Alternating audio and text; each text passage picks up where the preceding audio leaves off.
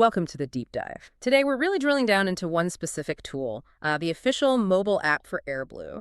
And for you listening, our mission really is to understand how this single app aims to, well, centralize your whole air travel experience. We want to get under the hood, beyond just a list of features. What's the real point? That's exactly it. I mean, fundamentally, the app's designed to smooth things out for you, giving you direct control, whether you're planning months ahead or, you're already at the airport. It's about keeping everything you need right there on your phone. Okay, so let's start where everyone starts. The search. I open the app. Am I just seeing flights, or is there something more strategic happening right away? Oh, definitely more strategic. Think about it. Most people flip between different sites just for prices. So feature one here is key. It doesn't just show you flights. It shows you the lowest available fares right there in real time. Okay, but why is that so important in the airline's own app? Shouldn't all booking sites show the lowest fare anyway? Well, you'd think so, wouldn't you? But travelers often worry that the airline's direct site might be holding back, that maybe a cheaper deal exists somewhere else, like on a big travel agency site. So when the official app clearly shows that lowest fare, it does two things. First, it builds trust, right? Instantly. And second, it stops you from needing to shop around. It keeps you inside their system from the get-go. It's smart for them, sure, but honestly, it saves you a lot of time. Right, okay, that makes sense. So that leads straight into actually booking it. I found the fare, but maybe I need a bit of time to check dates with someone or just get my ducks in a row financially. Does the app help with that kind of hesitation? It does, and this is where feature two comes in the booking part. It's got this really useful flexibility built in. You can, of course, just buy your e-ticket straight away, make a new reservation, boom, done. But the really interesting bit, the option to hold a reservation.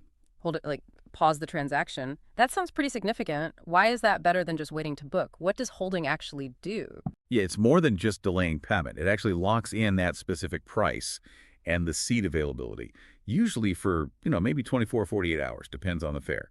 For anyone needing to learn fast, this is gold because it takes away that pressure, right? That feeling you have to buy now before the price jumps.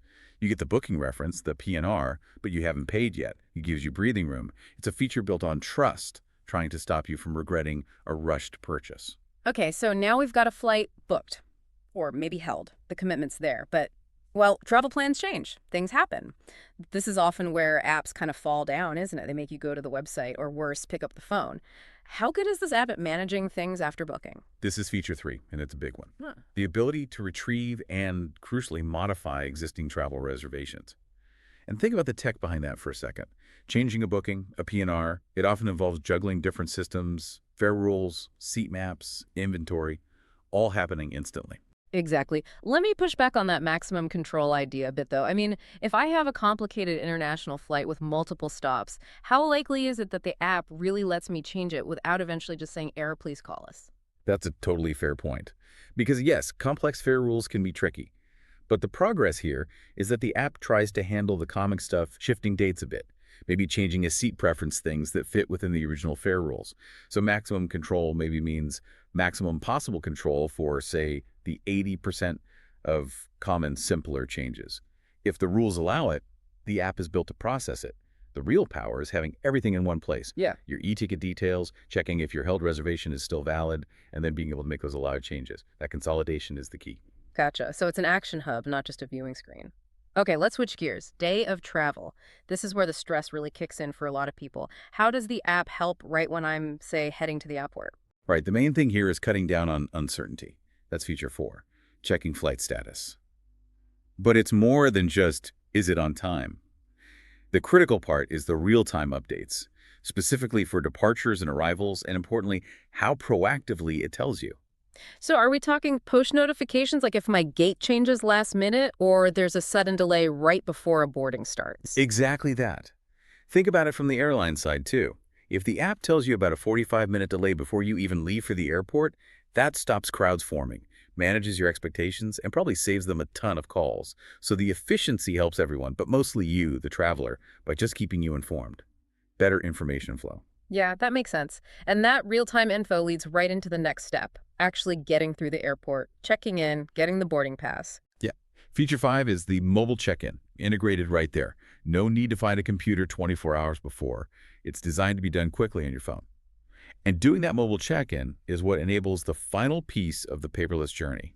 Feature 6, the ability to download and access a mobile boarding pass. Okay, this might seem basic, but how is using the mobile boarding pass in the Airblue app different from, say, just showing a PDF boarding pass I got in an email? Ah, good question. The difference is dynamism. A PDF is just a picture, it's static.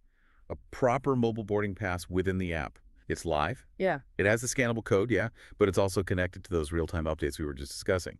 So if your gate does change after you check in, the pass updates itself. Plus, it's usually stored right on the device, so even if the airport Wi-Fi is terrible, you can still pull it up. It really aims to make your phone the only thing you need from security all the way to the plane door. It completes that day of travel efficiency loop. Right. Let's zoom out again. Beyond just one trip, what about the long game? Loyalty points. Everyone cares about those. Airblue has Blue Miles. Is the loyalty program fully baked into this centralized app idea, or is it just like showing me my points balance? No, it's meant to be comprehensive. Feature 7 is the dedicated Blue Miles account section. And it's not just for looking, it actually lets you join the program if you're new, or log into your existing account all within the app, so your loyalty info is tied directly to your booking info. Seamless. And what's the key action you can take with those miles? Tracking them is one thing, but can you actually spend them easily in the app? Is redemption straightforward? That's the crucial part, yes. The app is built for both, yeah. You can track A&D redeem miles. Sometimes redeeming miles feels like navigating a maze on a desktop site. They've tried to fix that. By putting redemption right there in the same app where you book flights with cash, they make those miles feel like actual currency you can spend immediately. You can literally search for the lowest cash fare, think, maybe not. Flip over to the Blue Mile section and book the same flight using points without leaving the app. It closes that whole loop. So yeah, if you look at the whole journey we've described, it really covers everything from finding that lowest price and maybe holding the booking to changing it later, getting real-time updates on travel day, and then managing and spending your loyalty points. It's all there. So, pulling it all together, this isn't just about convenience, is it? It feels like a fundamental shift, giving you, the user, the tools for P&R management, instant changes, redeeming points, all in your pocket. The airline is essentially trying to replace multiple phone calls and website visits with just this one mobile interface. All right, so thinking about all that, the app handles fare searching, holding on bookings, modifying them, real-time status, mobile boarding passes, tracking and redeeming miles. Quite a lot. Here's a final thought for you to chew on. Is there any specific piece of travel info, maybe something complex like visa requirements, detailed baggage fee structures, or even travel insurance details that you would actually prefer to handle outside of an airline's all-in-one app? Something to think about regarding just how much control you want centralized on that single device.